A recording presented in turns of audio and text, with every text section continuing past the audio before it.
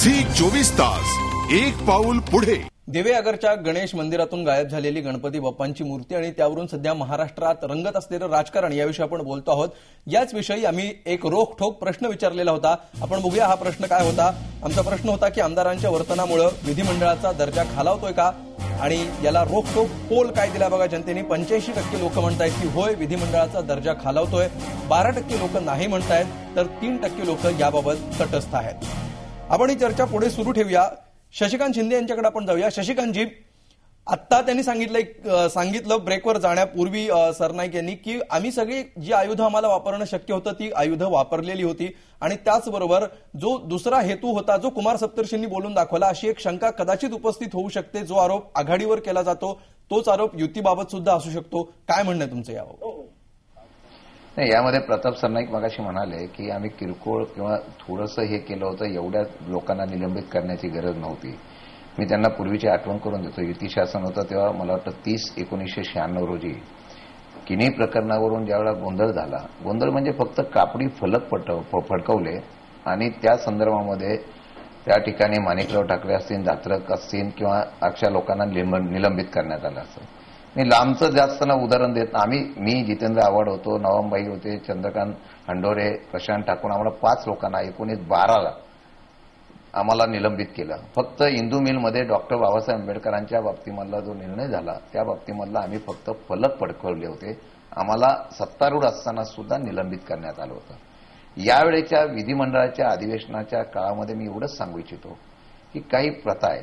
आता अध्यक्षांनी, दिलीप वळसे पाटील साहेब या ठिकाणी अध्यक्ष झाले, मी त्याचा उल्लेख मुद्दाम एवढ्यासाठी करेन की त्यांनी एक शासनाने आणि त्यांनी एक शिस्त सगळ्यांना, मग सत्तारूढ आहे म्हणून पार्सलिटी असं काही नाही, सगळ्यांना विधिमंडळामध्ये चर्चा वेलमध्ये येऊन न देणे किंवा जास्तीत जास्त लोकांचे प्रश्न सोडवण्याच्या संदर्भात चर्चा करण्याच्या बाबतीमधली भूमिका, एक चांगल्या प्रकारचा कारभार आणि हे सगळं बरोबर आहे। एक मिनिट येतो ऐका, एक मिनिट मी उत्तरावर येतो। आणि हे चांगलं करत असताना त्यांनी सर्वीकडे त्या प्रमाणाची कारवाई केली। एका वेळेला टाळ आणि मृदुंग घेऊन आलंय म्हणून निलंबित केलं म्हणून ओरड होत असेल तर आम्ही नुसतं फलक घेऊन बाबासाहेब आंबेडकरांचा विषय घेतला म्हणून आम्हाला निलंबित केलं गेलं होतं, त्यांच्या काळामध्ये निलंबित केलं गेलं होतं।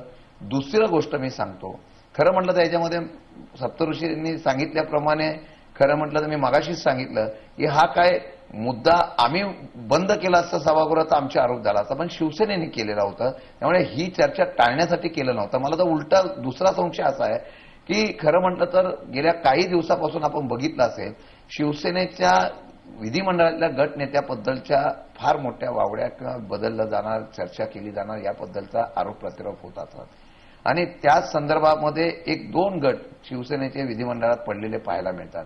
आज जे आंदोलन झालं ते मला माहीत नाही गटनेत्यांना कल्पना होती का नव्हती, परंतु ते आंदोलन नेतृत्वाच्या असलेल्या या निर्णयानंतर आम्ही करून दाखवतो।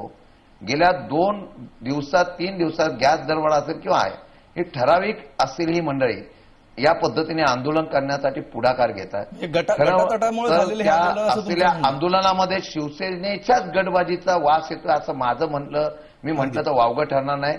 दुसरं, जे निलंबित झाले ते आमदार दर वेळेला, मग प्रताप सरनाईकापासून जेवढे निलंबित झाले ते मेजॉरिटी आमदार 2-2, 3-3 वेळाला या सदनामध्ये निलंबित होणं म्हणजे काय त्यांना ठरवून निलंबित केलं जातं असं नाही आहे, पण त्यांचं एकदा समज दिल्यावर माणूस त्याप्रमाणे सुधारून याप्रमाणे वागण्याचा प्रयत्न करतो, पण सातत्याने तो प्रकार करणं बऱ्याचदा कामकाजापेक्षा आम्ही काहीतरी वेगळं करतोय दाखवण्यासारखं होत आहे। पहिलं तर असं इंदू मिलच्या ह्या आंदोलनाच्या बाबतीत यांना जे निलंबन केलेलं होतं हे भातुकलीचा खेळ त्या सभागृहातला होता।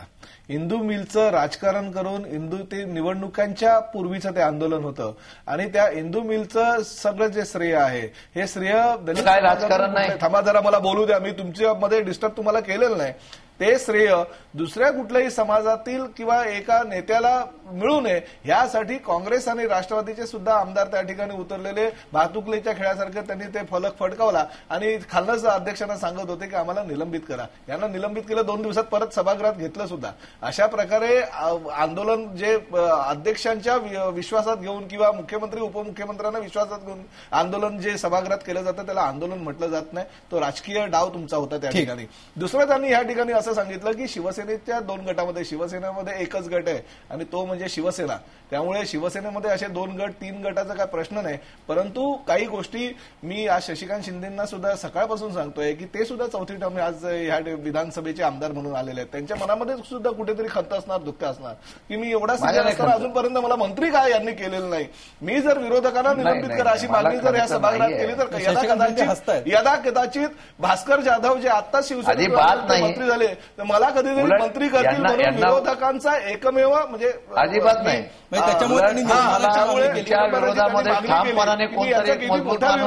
लवकर मंत्री करा अशी मागणी जर त्यांनी त्या ठिकाणी सभागृहात केली असेल तर तो त्यांचा वैयक्तिक स्वार्थ म्हणून त्यांनी केलेली. ठीक. आपल्याबरोबर सध्या किशोर कदम सुद्धा आहेत, ज्यांना कवी सौमित्र म्हणून सुद्धा ओळखलं जातं. देऊळ सिनेमामध्ये त्यांनी अत्यंत महत्वाची अशी पत्रकाराची भूमिका पार पाडलेली होती. किशोरजी, ही सगळी चर्चा आणि दिवसभर जो काही प्रकार चाललाय तो तुम्ही बघता आहात. देऊळचा सिक्वल बघितल्याचं फिलिंग तुम्हाला आलं का आज दिवसभर?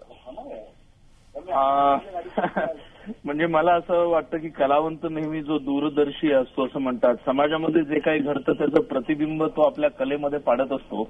आमच्या देऊळ चित्रपटामध्ये तेच दाखवलेलं होतं, परंतु देऊळ चित्रपटामध्ये जरा वेगळ्या दृष्टिकोनातून दाखवलं होतं. इथं जे काही घडतं आहे ते मला असं वाटतं हे फक्त एक तू मारल्यासारखं कर मी रडल्यासारखं करतो असं काहीतरी आहे. सगळ्यात महत्वाचा मुद्दा आहे तो मंदिराची सुरक्षा. मी गेल्याच वर्षी माझ्या कुटुंबांसमवेत त्या देवळामध्ये गेलेलो होतो आणि एवढा मोठा ऐतिहासिक दस्तावेज तिकडे आहे, एवढं मोठं महत्वाचं असं ते सोन्याची मूर्ती आहे तिकडे, जी इतकी ऐतिहासिक आहे, महत्वाची आहे. तिच्या सुरक्षेसाठी अतिशय एक कोणीतरी साधा माणूस एक काठी घेऊन बसलेला होता आणि इट वॉज टोटली ओपन. म्हणजे कोणीही तिकडे येऊन तो प्लॅनिंग करून काहीही करू शकलं असतं असं तिकडे जाणाऱ्या प्रत्येक माणसाला वाटू शकतं. आणि दुर्दैवानं एकाच वर्षामध्ये ती घटना घडली. आय थिंक म्हणजे असं घडायला नको. ऍक्च्युली सरकारने आणि तिकडच्या गावातल्या लोकांनी, तिकडच्या राजकारण्यांनी अशा ऐतिहासिक वस्तूंचं प्रोटेक्शन किती चांगल्या पद्धतीने करता येईल, त्याची सुरक्षा कशी राखता येईल याच्याकडे जास्त लक्ष द्यायला पाहिजे असं मला वाटतं. आणि त्याच्या अनुषंगाने हे जे काय राजकारण खेळलं जातं हे काय नवीन नाही आहे, याची आपल्या सगळ्यांनाच सवय झालेली आहे. त्याच्यामुळे आता याच्यावर सुद्धा एखादा चित्रपट निघू शकतो, देऊळचा सिक्वल निघू शकतो असं मला वाटतं. झी 24 तास एक पाऊल पुढे.